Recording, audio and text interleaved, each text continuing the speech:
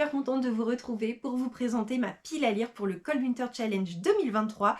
Autant j'ai arrêté un peu tous les défis de lecture, même le Pumpkin Autumn Challenge que je faisais, que j'ai fait durant quand même de nombreuses années, autant le Cold Winter c'est un peu mon petit doudou et je ne l'arrêterai pour rien au monde. Donc je viens vous présenter les livres que j'ai décidé de lire pour cette saison. Alors pour ceux qui se demanderaient de quoi je suis en train de parler, le Cold Winter Challenge, tout simplement, c'est un défi de lecture autour de l'hiver qui en fait nous permet avec des menus et des catégories de choisir des livres en fonction de la saison et des livres qui vont un peu parfaitement dans cette thématique et dans cette ambiance Noël et hiver et donc nous accompagner du 1er décembre au 28 février. Vous le savez, sur cette chaîne, je parle exclusivement normalement de littérature étrangère et de littérature de voyage, mais petit scoop, je ne lis pas que ça. Oui, je sais, vous tombez des nues, mais je lis aussi de la littérature française et puis des livres, peu importe l'origine de l'auteur, mais qui n'ont rien à voir avec le voyage en tant que tel. Et c'est vrai que je ne vous les présente jamais parce que, ben voilà, j'ai décidé que ma chaîne parlerait de livres, de littérature étrangère et de voyage, mais je vais faire une exception avec cette vidéo, je pense que ça sera le cas chaque année parce que là on est sur un défi de lecture, il y a des menus, donc forcément que dans certaines catégories j'ai glissé des livres qui sont pas forcément en lien avec ma chaîne, mais sincèrement, pas tant que ça finalement. Donc petite exception, voilà, petite exception, ça va concerner peut-être 3-4 livres sur les 14 que j'ai à vous présenter. Pour rappel, dans chaque catégorie, il y a plein de mots-clés différents pour nous aider à sélectionner le livre. Bien entendu, pour que ça ne soit pas trop long, je ne vais vous dire que le mot-clé que moi j'ai sélectionné. Voilà. Et je crois que j'ai à peu près tout dit, donc sur ce, je vais démarrer tout de suite. Petite parenthèse, oui je sais, le décor n'est pas du tout raccord avec le thème de la vidéo. Là on est encore en mode automne, mais imaginez, voilà, imaginez du Noël, des décos d'hiver derrière moi et ça va le faire, voilà. Et je m'excuse également parce que je parle un peu du nez, c'est que j'étais malade et c'est les restes, voilà. Donc j'espère que ça sera pas trop désagréable à écouter, je vais faire ce que je peux pour bien articuler et que mon nez ne gêne pas trop. Bref. Je démarre avec le premier menu, Noël avec Dickens, et avec la première catégorie, Un chant de Noël. Étrangement, je n'ai pas choisi le mot-clé Noël, mais le mot-clé fin d'année, même si, bon, ça se passe à Noël, mais c'est quand même les fêtes de fin d'année. Et j'ai choisi de lire Les Petites Robes Noires de Madeleine Saint-Jean. Donc moi, j'ai l'édition grand format de chez, je ne sais même plus l'édition, les éditions de La Loupe, qui appartenait à ma mamie, mais c'est évidemment sorti dans les éditions normales, je vous le mettrai par là. Ceux qui avaient vu ma vidéo de challenge littéraire, le seul challenge en fait que je me suis fait durant toute l'année, savent que c'est le dernier livre qu'il me reste à lire puisque j'avais prévu cette année 5 livres pour découvrir 5 pays dont je n'avais encore jamais lu d'auteur. Bon, il se trouve qu'en réalité, il y en a un que j'ai pas encore lu parce que finalement il était trop gros, donc je sais pas si j'arriverai à le caser, mais sinon ça sera pour 2024. Mais bref, celui-là normalement il devrait être lu. On est sur du coup une autrice australienne et on est dans les années 50-60, 1959 voilà, dans une boutique de Sydney et c'est un roman qui va nous faire suivre plusieurs vendeuses au moment des fêtes de fin d'année et ça va être un peu une dénonciation de la condition de la femme dans la société australienne à cette époque-là. Du coup, c'est pas totalement Noël, fin d'année, mais ça se passe à cette période-là et c'est un roman qui me fait très envie depuis que je l'ai offert à ma mamie.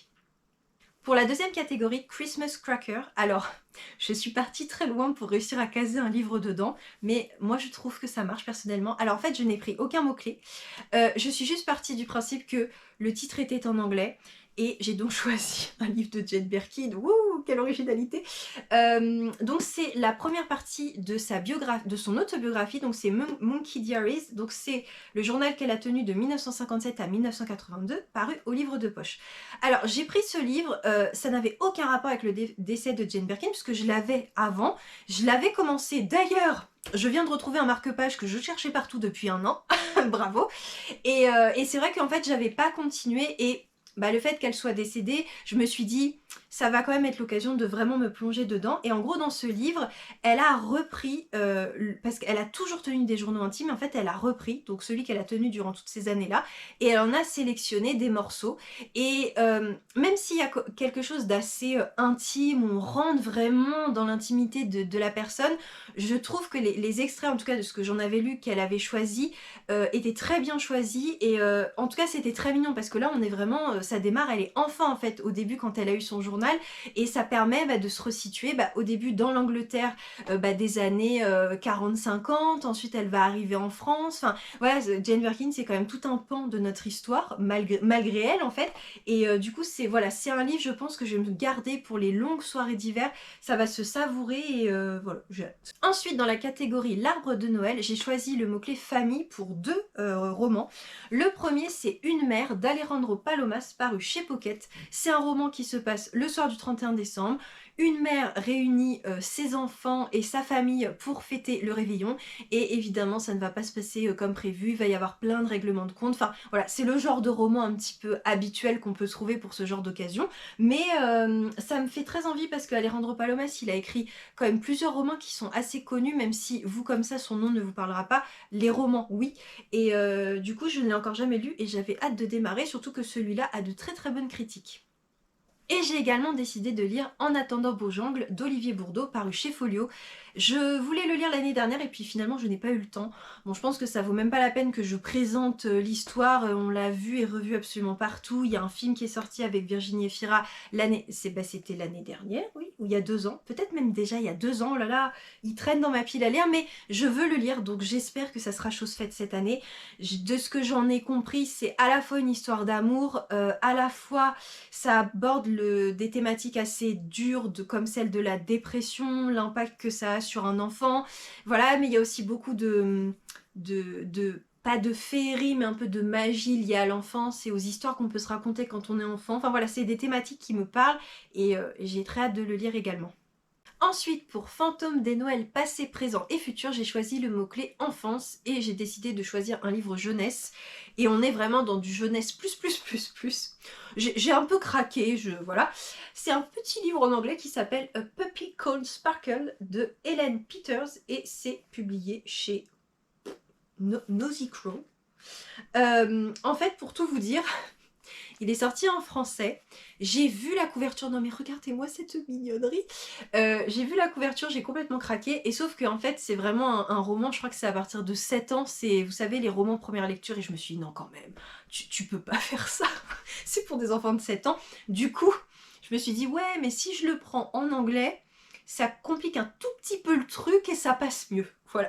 Mais en gros, c'est une petite fille. En fait, il y a toute une série de romans. En fait, une petite fille qui... je crois que c'est toujours le même personnage principal qui est passionné par les animaux et en fait dans chaque livre elle va porter secours à un animal et donc là en fait elle va trouver cette petite chienne, je crois qui a été volée et en fait en pensant la sauver, elle va créer encore plus d'aventures malgré elle et voilà, ça a l'air vraiment trop mignon. Et enfin pour la dernière catégorie du menu, festin de Noël. Alors je n'ai absolument pas choisi les thématiques, les mots-clés en lien avec la nourriture, parce que je n'avais rien dans ma pile à lire, et je tiens à préciser que, à part je crois qu'il n'y en a que 2 romans de Noël, mais c'est un peu les petits romans que je me garde toujours en fin d'année, je m'en achète 1 ou 2. L'idée vraiment c'est de taper dans ma pile à lire, donc même si il y a énormément de livres qui me font très envie et que j'ai envie de prendre pour mettre dans les catégories, je me retiens et je suis en mode non, fais baisser ta pile à lire. Donc du coup, là en l'occurrence c'est quand même un livre que je vais acheter mais qui me fait très envie depuis qu'il est sorti et j'attendais qu'il sorte en poche. C'est donc j'ai pris le mot-clé grands-parents et c'est 12 chiens pour Noël de Lizzie Shane, je ne l'ai pas encore en ma possession, qui est paru chez Pocket. Et en fait, en gros, c'est une jeune femme, au moment des fêtes de fin d'année, qui va venir donner un coup de main à ses grands-parents qui ont, il me semble, un refuge pour chiens, qui va devoir fermer ses portes, enfin, il y a toute une histoire comme ça, et elle va devoir un peu affronter, notamment un élu de la ville, c'est peut-être même le maire. Je vous avoue que j'ai lu le résumé, mais pas plus que ça, parce que je veux me relaisser un petit peu la surprise.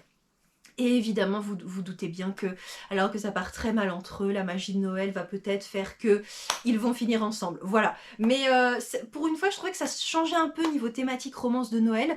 Et en plus, du coup, comme elle vient aider ses grands-parents, je me suis dit, impeccable pour cette catégorie. On passe au deuxième menu, féerie des fêtes, avec la première catégorie Deck the Halls, je crois. Et en fait, il fallait choisir un livre dont la couverture était rouge ou verte, et c'est la seule catégorie où je n'ai pas mis de livre, parce que je n'en avais pas. Voilà. J'aurais pu faire entrer certains livres dedans, mais du coup, ils auraient été...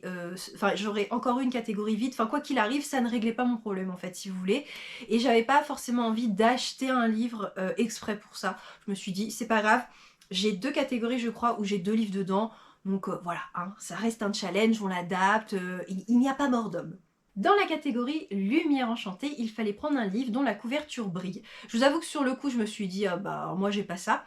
Et si, en fait, j'ai Anne d'Ingleside, je pense qu'on prononce comme ça, de Lucy Maud Montgomery dans la magnifique édition de Monsieur Toussaint Louverture, dont tous les tomes sont magnifiques. Et là, du coup, je ne sais pas si vous verrez, mais déjà là, ça brille. Et toute la couverture a quand même un effet un peu brillant. Et vraiment, voilà, enfin, les couleurs, c'est magnifique. Donc là, on est sur le 6e tome, si je ne me trompe pas, des aventures d'Anne de Green Gables. Donc là, ça y est, Anne, maintenant, elle est mère. Et on va suivre, du coup, je pense, l'évolution de sa vie de famille. Je vous avoue que le tome précédent, Anne et sa maison de rêve, c'est le premier qui m'a un petit peu déçue, où j'ai trouvé qu'il y avait quand même un peu de répétition et qu'on perdait quand même un petit peu ce souffle qui fait, à mes yeux, toute la beauté en fait du personnage d'Anne et de son univers, mais on le récupérait sur la fin du livre. Donc voilà, ça avait été une lecture en demi-teinte et donc j'ai hâte de voir ce que ça va donner dans celui-là. Et je crois qu'après il en reste juste un ou deux, mais j'arrive vraiment à la fin de cette série qui vraiment est une série doudou au possible. Ça aurait d'ailleurs pu aller dans la catégorie où il fallait un livre un petit peu doudou. On passe à la catégorie S'embrasser sous le gui. Il fallait choisir une romance et idéalement de Noël. Alors là, bon bah, aucun souci. J'ai choisi La danse hésitante des flocons de neige de Sarah Morgan, publiée chez HarperCollins Poche. L'année dernière, j'avais enfin découvert la plume de Sarah Morgan avec Mariage sous les flocons, qui est juste derrière. J'avais adoré. Je savais pas du tout à quoi m'attendre. Je pensais, en fait, à tort, que Sarah Morgan, elle faisait vraiment des romances un peu niaises. Voilà, je m'en excuse. Parce que, honnêtement, avec Mariage sous les flocons, ça n'avait absolument pas été le cas. Donc, j'ai eu envie de me laisser tenter par celui-là. En plus, il brille, donc il aurait aussi pu aller dans la catégorie précédente. On va suivre une femme qui voilà, n'aime pas spécialement les fêtes de fin d'année et elle va être envoyée pour le boulot en fait dans le Vermont, donc on est aux États-Unis, pour gérer des relations publiques avec une société qui s'occupe des sports d'hiver.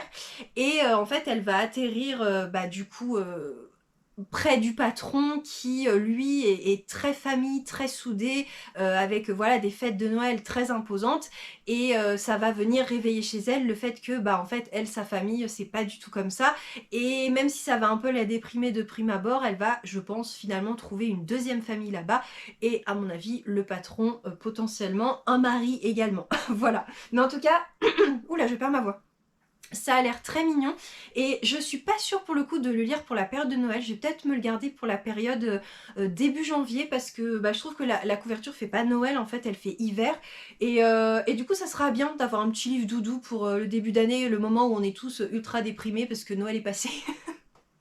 Et enfin, pour la dernière catégorie de ce menu, au coin du feu, il fallait prendre un livre cocooning. Donc là, pour ceux qui ont vu ma pile à lire d'automne, oui, je le remets. En fait, je n'ai pas eu le temps de le lire.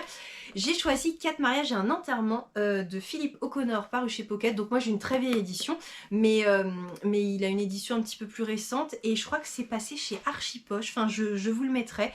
En gros, c'est à la suite du succès du film, vous savez, ils ont fait ça, je crois avec Love Actually aussi, de l'adapter en roman. Voilà, ça casse pas trois pattes à un canard. Je veux dire, quand on a vu le film, je pense que ça sert un petit peu à rien, mais c'est le genre de petit livre un peu cocooning, doudou, qui fait du bien, et comme ça, en plus, ça va permettre de voir est-ce qu'ils ont décidé de rajouter des petites choses qu'il n'y a pas dans le film, ou s'ils ont vraiment respecté à la lettre. Et enfin, on arrive au dernier menu, froid polaire. Donc là, on a passé les fêtes de fin d'année et Noël, et on va entrer vraiment dans les lectures, je pense, de janvier-février, hein, concrètement. Donc la première catégorie, c'est stalactite, ensanglanté, c'est dur à dire. À la base, je vous avoue qu'il y a énormément de cozy mystery qui me font envie et je me disais ça pourrait être le moment. Mais je me suis dit, sois raisonnable, tu as un policier thriller dans ta pile à lire, ce qui est très rare, vous noterez, donc sors-le. Donc j'ai décidé de choisir à peine entré dans la librairie. En fait c'est un livre que j'ai eu en cadeau quand j'avais été à Saint-Maur-en-Poche l'année dernière, donc le salon du livre. En fait c'est un livre qu'ils ont fait pour fêter les 30 ans de la Griffe Noire et donc il y a 30 nouvelles inédites écrites dedans, de 32 auteurs différents. Et il y a des auteurs quand même très très connus, type Aurélie Vallogne, j'ai vu passer aussi Claire Favant, Karine Guibel, donc il y a vraiment des auteurs de polar thriller, comme des auteurs plutôt de contemporains, c'est vraiment des auteurs connus, et chacun a imaginé une petite histoire policière, donc je pense que selon l'auteur, je vais plus ou moins avoir peur, mais voilà, je l'avais reçu en cadeau, c'est clairement pas le genre de livre vers lequel je me serais dirigée de moi-même, mais voilà, moi qui suis pas très policier thriller, c'est l'occasion d'avoir plein de petites histoires pour frissonner un petit peu. Dans la catégorie suivante, Let It Snow, il fallait prendre un livre dont le titre contient un mot en lien avec l'hiver. J'ai donc choisi, parce qu'il est enfin sorti en poche, Les personnages s'éveillent sous les flocons de Sophie Jomain, qui est paru chez Charleston Poche, pardon. Et là, je n'ai lu que des avis dithyrambiques disant que c'était vraiment un livre avec une ambiance Noël, mais hyper doudou, très presque un peu nostalgique, avec vraiment cette ambiance du Père Noël, des traditions et tout ça. Je n'en sais pas trop, si ce n'est que on va être dans un élevage de rennes et que le restaurateur du coin, lui, n'a plus de rennes pour son menu et qu'il va essayer d'aller choper un ou deux rennes et que ça va pas se passer comme ça. Et enfin voilà, il y a l'air d'avoir de l'humour et en même temps voilà beaucoup de mignonnerie, donc j'ai vraiment hâte de m'y plonger. Là pour le coup, du coup je vous disais que ce menu ça serait pour janvier-février, non, ce livre là clairement ça sera pour la période de décembre. Pour la catégorie marcher dans la neige, j'ai choisi, alors c'est le mot-clé nature writing, mais on est plus dans cette idée un peu de grands espaces, avec le tome 2 de la trilogie 1000 femmes blanches de Jim Fergus paru chez Pocket. Donc moi j'ai l'intégrale, mais les 3 tomes existent indépendamment chez Pocket. Donc le tome 2 c'est La vengeance des mères.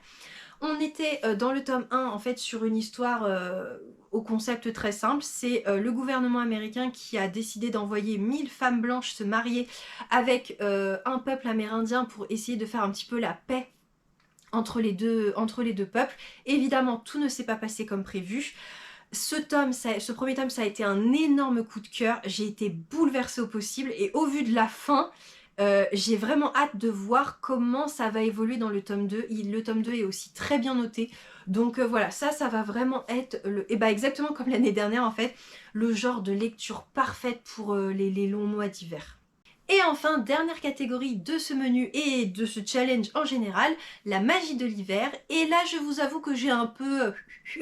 parce que j'ai plus été interpellée par le côté folklore hivernal, sauf que je n'avais rien qui allait, donc je me suis dit de folklore hivernal à folklore, à un peu légende, enfin bref, voilà, j'ai fait un petit micmac, et du coup, j'ai mis le tome 3 de la trilogie des elfes, rien à voir, de Jean-Louis Fedgen, paru chez Pocket. Une fois encore, je ne sais pas comment se prononce le nom de l'auteur, je ne sais pas si je le saurai un jour. Le fait est que là, on est dans de la fantaisie assez pure et dure, donc le genre de livre que je lis pas trop en temps normal, mais j'avais vraiment beaucoup aimé. On est sur les légendes arthuriennes et en fait sur ce qui s'est passé avant. Voilà, et j'avais beaucoup aimé les 2 premiers tomes, et c'est vrai que je ne sais pas ce que j'ai foutu, ça fait au moins 2 ou 3 ans que j'ai lu le 2e tome, et je le mets à chaque fois dans ma pile à lire d'automne, et il ne se passe rien. Et je sais que ça devait être le tome 1 ou le tome 2 que j'avais lu finalement fin décembre, et c'était très bien passé, donc je me suis dit, eh ben écoute, pour ce côté un petit peu folklore, pour le début un peu de l'hiver et tout ça, ça peut être pas mal aussi, voilà, et ça me permettra de terminer cette trilogie, donc voilà. Affaire à suivre, je ne sais pas du tout si je le lirai, mais la volonté est là. Et pour terminer, un livre que je n'ai réussi à caser dans aucune catégorie, je me suis dit que soit, allez, on considère que c'était un livre bonus, soit je pouvais le glisser dans cette catégorie en mode du folklore à la fantaisie, on peut peut-être réussir à faire une petite passerelle. La passe miroir, le tome 2, Les disparus du clair de lune de Christelle Dabos paru chez Gallimard Jeunesse dans la collection Pôle Fiction. C'est pareil, tome 1, énorme coup de cœur, mais je l'ai lu il y a, je sais pas, il y a 3 ou 4 ans, et j'ai pas continué en fait. Alors que pourtant ça a été un coup de cœur, mais je sais pas, chaque année, au moment de l'hiver, il y a toujours des livres qui lui passent devant. Faut dire aussi qu'on est quand même sur des grosses lectures, là on est sur du... Je vais y arriver, 665 pages, alors même si ça se lit extrêmement bien, bon voilà, j'avais pas forcément le temps les années précédentes, je suis pas du tout sûre de l'avoir plus maintenant, mais sait-on jamais. Voilà, va bien falloir quand même qu'à un moment donné je le sorte de ma pile à lire, et parfois on a des bonnes surprises, vous savez, on se dit ouais je vais pas le sortir, et puis je sais pas, un dimanche après-midi, coup de pression, et paf. Voilà, donc j'espère, parce que vraiment le tome 1 ça avait été une excellente lecture, je sais que la fin de la saga a déçu la majorité des gens, mais je n'y suis pas encore et je sais que le tome 2 est excellent.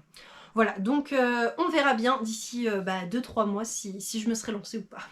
Voilà, c'en est tout pour ma pile à lire du Cold Winter Challenge. Écoutez, 14 livres, je suis sur ma moyenne un peu habituelle de pile à lire de saison. Je ne sais absolument pas ce que ça va donner. Est-ce que je vais quand même craquer, acheter d'autres livres? Est-ce que je vais vraiment être sérieuse et me tenir qu'à ces livres-là? Nous verrons, voilà, c'est ça qui est bien avec la lecture, c'est que c'est toujours, on se fait des petits suspens personnels, voilà.